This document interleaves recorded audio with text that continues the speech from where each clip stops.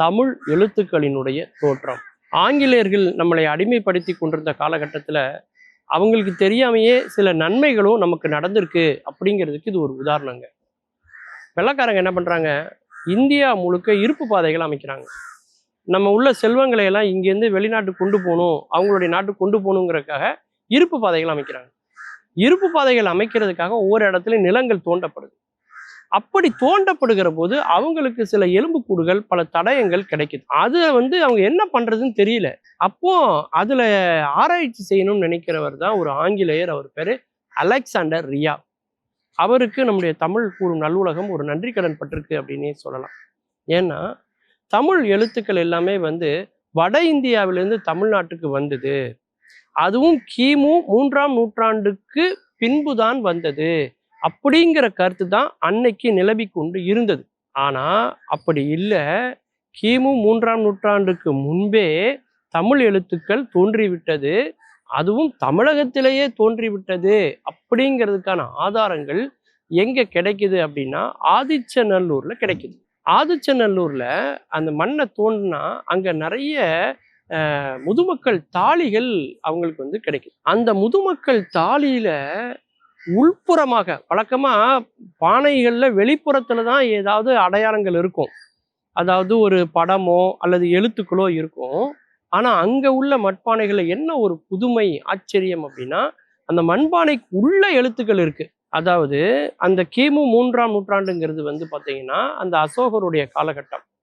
அப்போ வடக்கே இருந்து இங்க வரக்கூடிய சமணர்களோ அல்லது அங்கிருந்து இங்க வரக்கூடியவர்களோ இந்த தமிழ் எழுத்துக்கள் இங்க வந்திருக்கும் அப்படின்னு தான் அது வரைக்கும் நம்பப்பட்டது. அது இல்லை என்பதை நிரூபித்தது தான் இந்த ஆதிச்சநல்லூர். அது வரைக்கும் யாரும் கேட்பாரட்டு கிடந்தது, யாரும் அது பெருசா கேர் பண்ணல. அலெக்சாண்டர் ரியாங்கிறவர் தான் அதுல முதல்ல தன்னுடைய ஆய்வுகளை அவர் மேற்கொள்றார். தமிழ் எழுத்துக்கள் அதுக்கு முன்னாடி எப்படி இருக்குன்னு பார்த்தீங்கன்னா கோடு மாதிரி தான் இருக்கும். சமஸ்கிருதம் இன்னைக்கு நம்ம சொல்றது அன்னைக்கு பார்த்தீங்கன்னா பிராகிருதம் அப்படின்னு சொன்னாங்க. அதை பிராமி அப்படின்னு சொல்லுவாங்க அந்த எழுத்துக்களை. அதுவும் கோடு மாதிரியே தான் இருக்கும். நான் சொல்றது ஓலைச்சுவடிகளுக்குள்ள எழுதுறதுக்கு முந்தைய காலகட்டம். அதன் பிறகு ஓலைச்சுவடிகள் வருது. ஓலைச்சுவடிகள் எழுதும் போது கோடு மாதிரி எழுதும் போது என்ன ஆகுதுன்னா அந்த ஓலைகள் கிழியுது.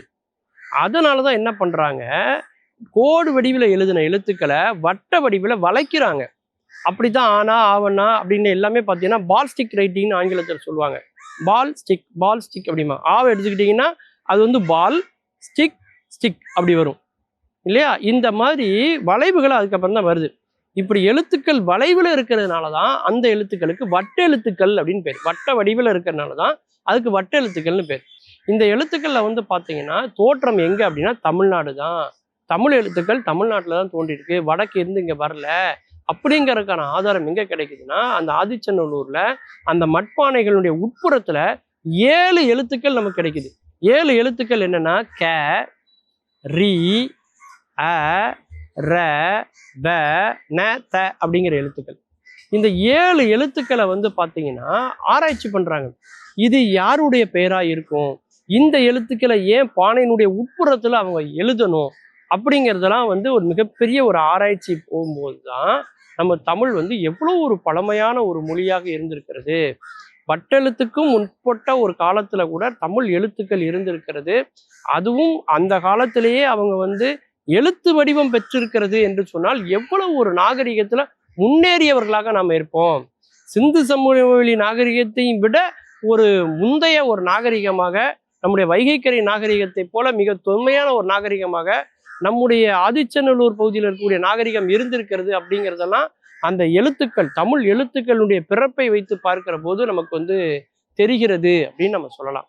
மீண்டும் பல புதிய தகவல்களோடு, அதில் அறியப்படாத பக்கங்களோடு உங்களை சந்திக்கிறேன். நன்றி, வணக்கம்.